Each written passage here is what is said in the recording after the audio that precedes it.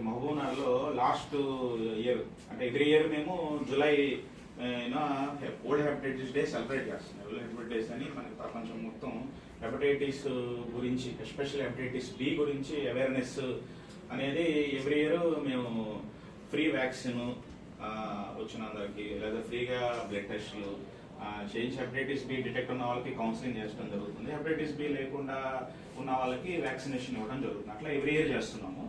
ఎందుకంటే ఈ హెపటైటిస్ అనే వ్యాధి ర్యాంపెంట్ గా స్ప్రెడ్ అయిపోతుంది అన్నమాట డిస్ట్రిక్ట్స్ లెవెల్స్ లో. బికాస్ ఆఫ్ అవేర్నెస్ లేకపోవడం వల్ల, హెపటైటిస్ బి గురించి అవగాహన లేకపోవడం వల్ల ఎక్కువ స్ప్రెడ్ అవుతుంది.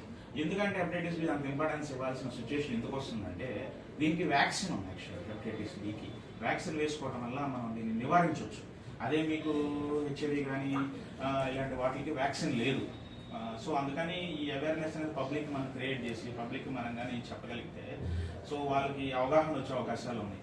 సో అందుకని ఈ ఫ్రీక్వెంట్గా ఈ ప్రెస్ మీట్స్ పెట్టి అసలు హెపటైటిస్ అంటే ఏంటి, హెపటైటిస్ బి అంటే ఏంటి, అది ఏంటి, పాజిటివ్ వస్తే ఏం చేయాలి, నెగిటివ్ వస్తే ఏం చేయాలి, ల్యాబ్స్లో ఎట్లా టెస్టులు చేయించుకోవాలి, ఎవరిని కన్సల్ట్ అవ్వాలి ఏంటనేది ఒక చిన్న అవేర్నెస్ లాగా నేను అనుకొని ఈ కార్యక్రమం చేయడం జరుగుతుంది అనమాట. హెపటైటిస్ అంటే ఏంటంటే అది లివర్కి వచ్చే ఇన్ఫెక్షన్. ఇప్పుడు మనకి కాళ్ళకి వస్తే సెల్యులైటిస్ అంటాం, అలానే పేగులకు వస్తే కోలైటిస్ అంటాం, అట్లానే మన స్టమక్ వస్తే గ్యాస్ట్రైటిస్ అన్నమాట. అట్లానే లివర్కి వస్తే హెపటైటిస్ అంటాం. ఈ హెపటైటిస్ అనేది ఎలాగైనా రావచ్చు. ఆల్కహాల్ మందు తాగితే కూడా హెపటైటిస్ వస్తుంది, దాని ఆల్కహాలిక్ హెపటైటిస్ అంటాం. ఇన్ఫెక్షన్స్ ద్వారా వస్తుంది, వైరస్ ద్వారా, దాన్ని వైరల్ హెపటైటిస్ అంటాం. అలానే మందుల ద్వారా కొన్ని చెట్ల మందులు, కొన్ని పురుగుల మందులు, ఆకుల మందులు తినడం వల్ల వచ్చే హెపటైటిస్ ఉంటుంది, అది డ్రగ్ ఇండ్యూస్డ్ హెపటైటిస్ అంటాం. అట్లా హెపటైటిస్ అనేది పలు రకాలు. సో అట్లానే ఈ వైరస్ నుంచి వచ్చే హెపటైటిస్ కూడా రకాలు ఉంటాయి. వైరస్ ఏ, బి, సి, డి, ఈ అని వైరస్లు ఉంటాయి అన్నమాట. ఈ వైరస్ల ద్వారా కూడా మనకి హెపటైటిస్ వస్తుంది.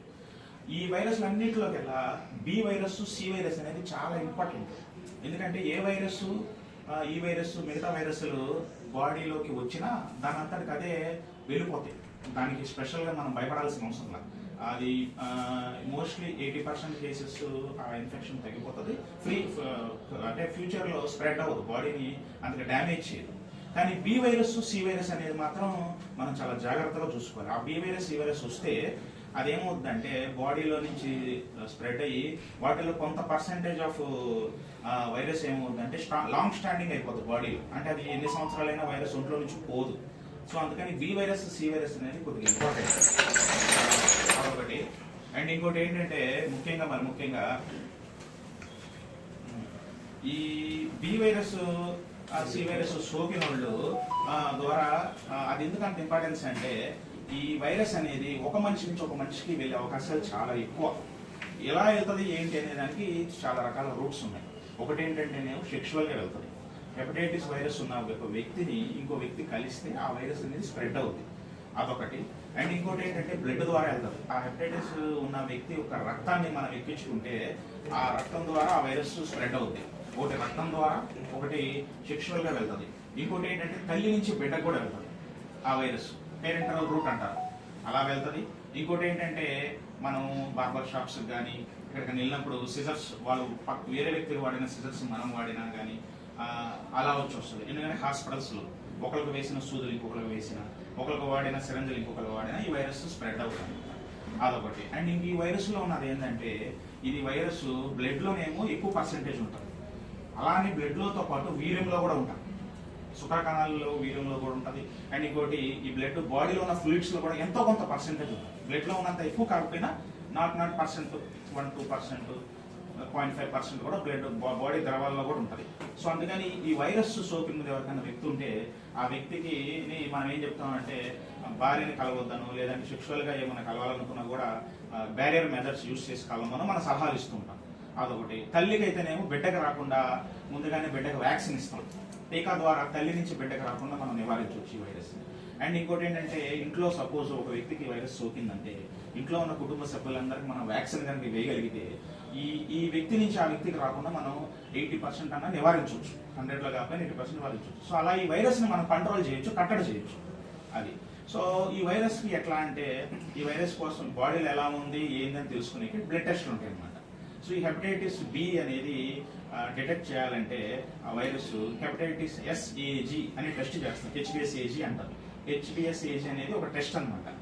ఎస్ అంటే సర్ఫేస్, అంటే హెపటైటిస్ బి ఉండే వైరస్ మీద ఉండే సర్ఫేస్ లేయర్ ని డిటెక్ట్ చేస్తుంది. అది హెపటైటిస్ HBsAg అనే ఒక టెస్ట్ అన్నమాట. అది ఈ వైరస్ కి లేయర్లు ఉంటాయి. మనకి బట్టలు వేసుకున్నట్టు ఈ వైరస్ కి లోపల వైరస్ ఏమో ఒకటి ఉంటుంది. ఆ వైరస్ చుట్టూరు 2-3 వలయాలు ఉంటాయి. ఆ ఒక వలయం పేరేమో HBsAg, ఒక వలయం పేరేమో E యాంటిజెన్ HBeAg, 2 లేయర్లు. 3 మధ్యలో లోపల అన్నిటికన్నా లోపల ఉండేది వైరస్. అదేం చేస్తుంది అంటే దానిపైన వలయాలను ఏర్పరుచుకుంటుంది. సో ఇక్కడ ఏం చేస్తామంటే బ్లడ్ టెస్టులు మనం ఈ HBsAg అంటే పై వలయానికి ఒక టెస్టు, అందరిలో వలయానికి ఒక టెస్టు, వైరస్ ఒక టెస్ట్, అంటే రకరకాలు ఉంటాయి. కాకపోతే ఇవన్నీ ఎక్స్పెన్సివ్.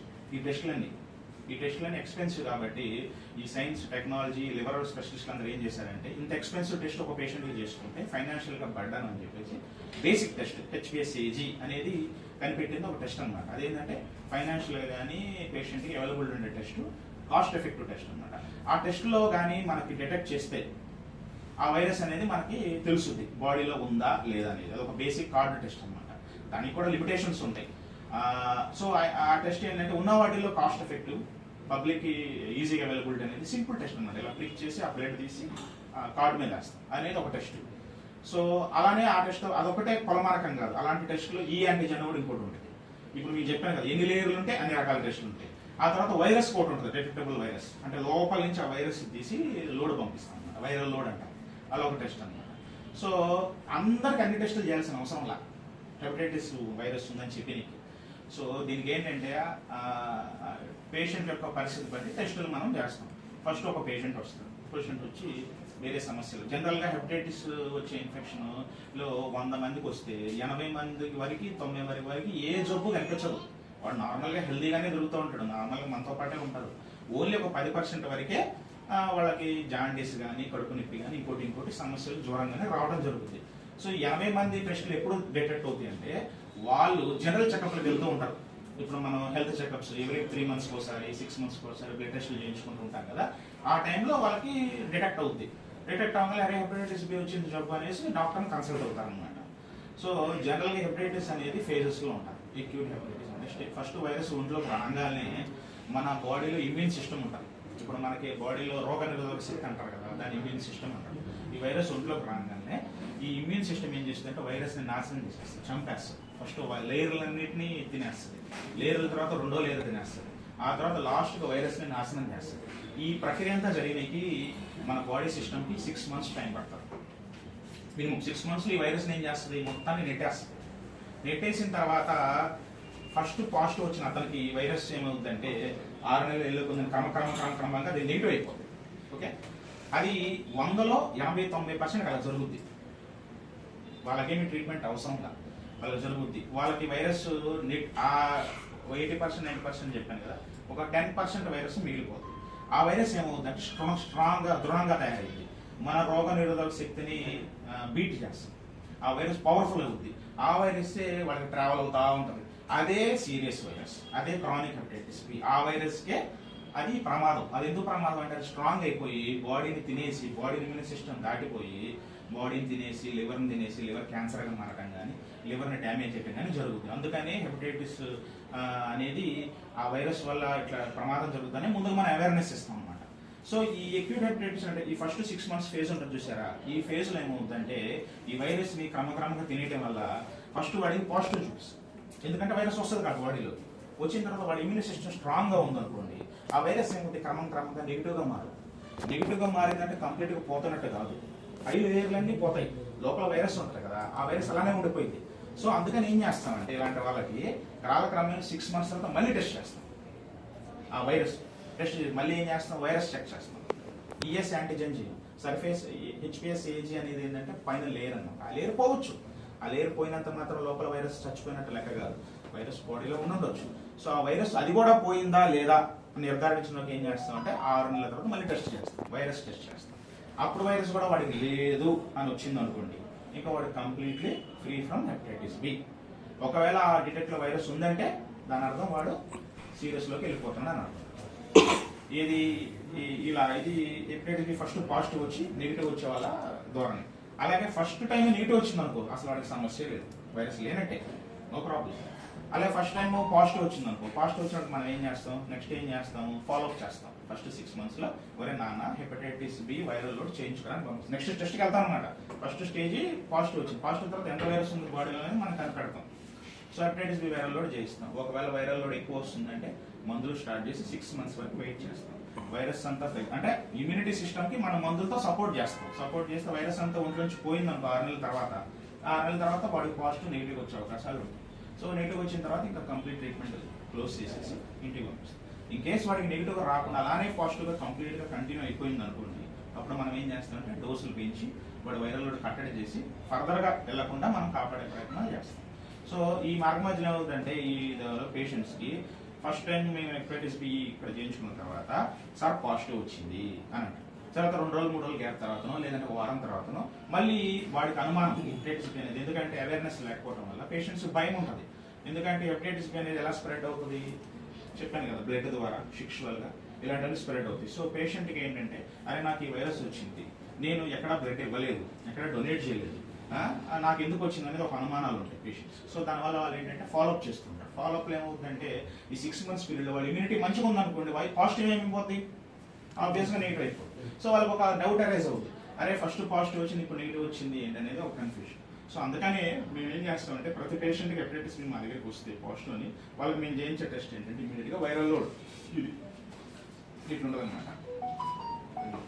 ఇది వైరల్ లోడ్ అంటాం అనమాట పాజిటివ్ది. ఇది చేయిస్తాం హెపటైటిస్ బి వైరల్ లోడ్ అని. దాంట్లో మనకి వైరస్ పర్సెంటేజ్ వస్తుంది. అప్పుడు ఏమవుతుందంటే సో పై లేయర్లో పోయి లోపల వైరస్ అలానే ఉంది. సో ఇది ఇంకో లేయర్ హెపటైటిస్ ఈ యాంటిజెన్ అంటాం. ఇది ఎస్ కాకుండా ఈ ఉంటుంది చూడండి దాని మీద. ఇది క్రానిక్ హెపటైటిస్. ఈ పేషెంట్స్ ఏంటంటే ఈ పేషెంట్ వాడు హెపటైటిస్ ఎస్ అనేది వాడికి కాలక్రమేణ మధ్య వెళ్ళిపోతే నెగిటివ్ అయిపోతుంది, కానీ వైరస్ వాడికి ఉంది అట్లానే. సో వాడు క్రానిక్ లోకి వెళ్ళిపోతున్నాడు అనమాట. వైరస్ అట్లానే ఉంది వాడి బాడీలో, క్రానిక్ లోకి వెళ్ళిపోతున్నాడు అట్లా. సో దానివల్ల ఏమవుతుందంటే ఎప్పుడైనా ఉడుకుతుంది నెగిటివ్. ఫస్ట్ టెస్ట్ లో నెగిటివ్ వచ్చిందంటే మీరు భయపడాల్సిన అవసరమే లేదు, దాని అర్థం మీ బాడీలో నెగిటివ్ ఉన్నట్టే. కానీ ఫస్ట్ టెస్ట్ లో నెగిటివ్ వచ్చి కాలక్రమేణలో ఫస్ట్ టెస్ట్ లో పాజిటివ్ వచ్చి కాలక్రమేణలో నెగిటివ్ వస్తుందంటే మాత్రం అది కొలమానం కాదు. మీరు కన్సల్ట్ అయ్యే డాక్టర్ని వైరస్ లోడ్ చెక్ చేయించుకోవాలి, ఈ యాంటిజెన్ చెక్ చేయించుకోవాలి. చెక్ చేయించుకున్న తర్వాత ఆ వైరల్ లోడ్ ఈ యాంటిజెన్ చెక్ చేసి దానిలో కూడా నెగిటివ్ వచ్చిందంటే మీకు నెగిటివ్ అన్నట్టు అర్థం, నెగిటివ్ వెళ్ళిపోతున్నారు. దానిలో కానీ పాజిటివ్ వచ్చిందంటే మాత్రం మీరు మళ్ళీ డాక్టర్ని సంప్రదించి ఒక 6 నెలల వరకు ఫాలోఅప్ చేసుకొని మళ్ళీ 6 నెలలకు మళ్ళీ చేయించుకోవాలి. అప్పుడు కూడా నెగిటివ్ వచ్చిందంటే మాత్రం కంప్లీట్లీ వైరల్ ఫ్రీ. సో ఇప్పుడు ఈ వైరల్ లోడ్ టెస్ట్ అనేది అంటే లివర్ లోకి వెళ్ళేదన్న సిరం తీస్తారా లేకపోతే వైరస్ లోడ్ అనేది ఎట్లా ఉందంటే ఇప్పుడు మనం బ్లడ్ తీసుకొని శాంపుల్ మనకి నార్మల్ గా సర్ఫేస్ అనే దానికి చిన్న ఒక డ్రాప్ తీసుకొని దాన్ని ఒక కార్డులో వేస్తారు, వేయగానే అది detect cost effective test. Viral లోడ్కి ఏం చేస్తారంటే స్ప్లిట్ చేయకుండా బ్లడ్ తీసుకుంటారు, బ్లడ్ తీసుకొని దాన్ని క్వాంటిటేటివ్ PCR అనాలిసిస్ అంటారు, ఒక మిషన్ ఉంటుంది దానిలో పెట్టి 1 week దానిలో పెట్టి వైరస్ని గ్రోత్ చేస్తాం. ఆ వైరస్ ఏమవుతుంది పెరుగుతుంది, పెరిగి మనకి డిటెక్ట్ అవుతుంది ఎంత పర్సెంటేజ్ అది HbA1c. అది మినిమం 10 days పడుతుంది టెస్ట్ చేయడానికి. అది అందరికీ చేయాలి, అది చెప్పాను కదా. పాజిటివ్ వచ్చిన వాళ్ళందరినీ చూస్తే వాళ్ళకి నేను ఆ వైరల్ లోడ్ పంపిస్తాను. అది రిపోర్ట్ రానికి మనకి 1 week దానిలో బట్టి చూసి దానిలో పర్సెంటేజ్ ఇప్పుడు ఇది పేషెంట్ గురించి చూస్తారా ఇలా పర్సెంటేజ్ ఉండగా ఇమీడియట్గా నేను ఏం చేస్తాను ట్రీట్మెంట్ స్టార్ట్ చేసి వాడి రోగ నిరోధక శక్తి నేను కొద్దిగా సపోర్ట్ ఇస్తాను. సో 6 months కాగానే వైరల్ లోడ్ తగ్గిపోద్ది, హీఈస్ ఫ్రీ అన్నట్టు లెక్క. ఒకవేళ వైరల్ లోడ్ తగ్గకపోతే ఇంకా మనం ట్రీట్మెంట్ కంటిన్యూ చేసి ఫర్దర్గా కంటిన్యూ చేస్తాం ట్రీట్మెంట్.